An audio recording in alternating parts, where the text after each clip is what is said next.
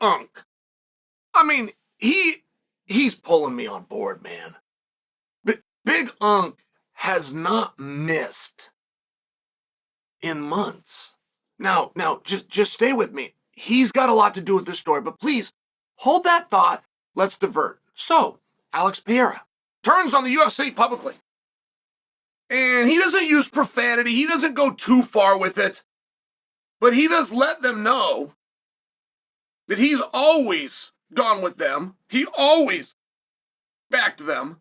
And if they want to start talking about him the way they're talking about him, he can take a different tone back with them. Okay, I don't know what's going on here, but I've seen this movie a few times. And there was no profanity. There wasn't straight up a threat. But you still took something that should have been done in private and you brought it public. Not to mention, I can tell you from firsthand experience, Alex Pereira often does not understand.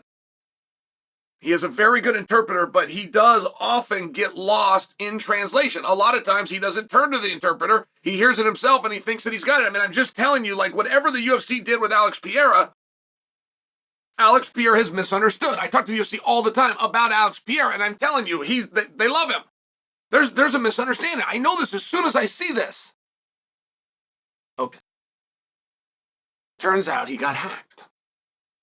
And it was a great hack. It was a great hack because there wasn't a threat of violence. They didn't use profanity. They didn't go too far with it. Which made it very believable. From a purely misunderstanding standpoint, but it made it very believable. Somebody hacked him. I guess you'd call that a friendly hacker. You know, I was recently contacted by a hacker. I tried to get him to come on the show. He thought I was tricking him. I was going to have him on the show. I was going to put him on speaker and have him on the show and discuss how we got hacked. And he also went right on my social media, went right after the UFC. So, but he did not try to find cryptocurrency. He did not try to get into banking apps. He didn't do any of those things. He didn't even try. He just went in and had a little fun with Twitter and then got a hold of me. Like, hey, by the way, well, where it was really relevant is the email that was assigned to the Twitter, the email that I was using to get in, okay? I had lost access to, but I needed that email to receive a password to activate Paramount Plus so I could watch the final season of Yellowstone. So now that I've got a friendly hacker, I'm like, dude, by the way, I lost that account. Will you go back in and find my code to Yellowstone? And he did. He did. He wouldn't give me the control, but he did. And then once we worked it out, once everything was cool in the gang, he ended up giving it back to me.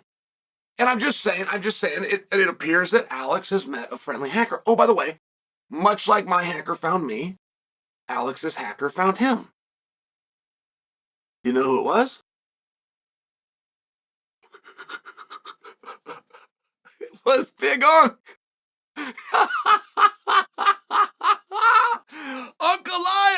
Ankalaev hacked into his account.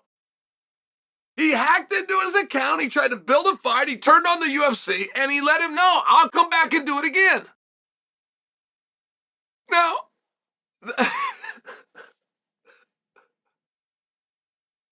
it's just so smart, and it's so unlike Ankalaev. I mean, this is the thing about them dudes from the Caucasus region. And Khabib is as guilty as Islam, is as guilty as Ankalaev.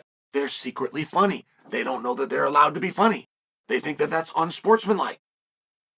And Ankalaev's been steering into this for a couple of months now.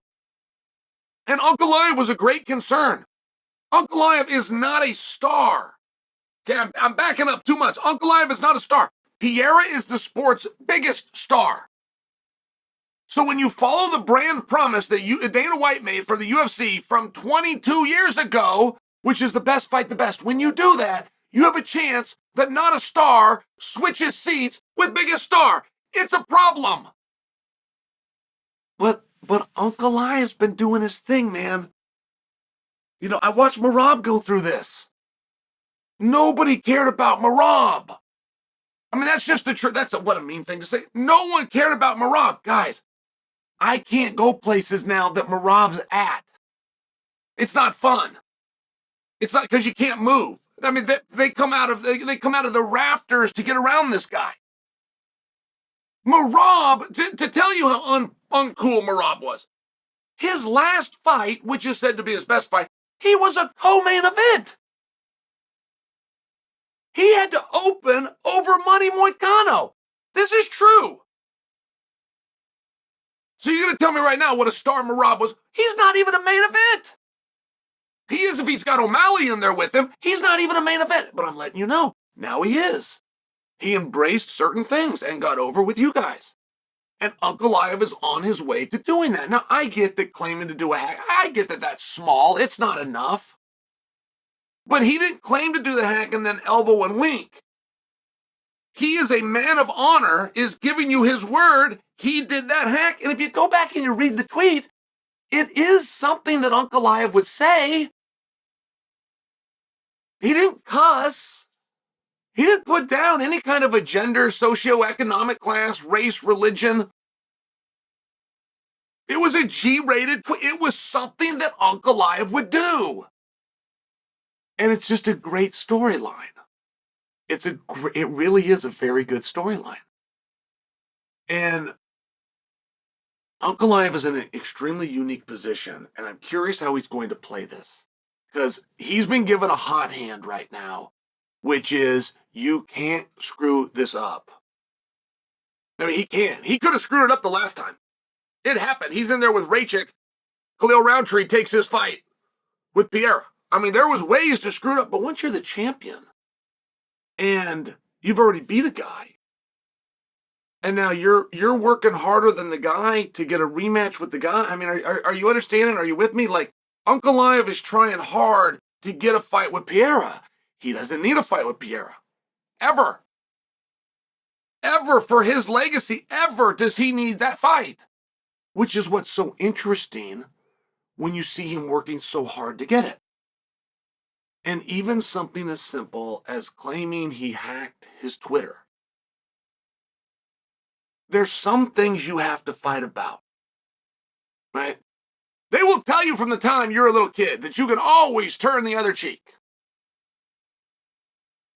They are cowards.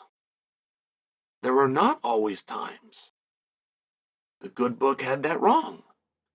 Kenny Rogers had it right when he simply told you sometimes you have to fight if you're a man.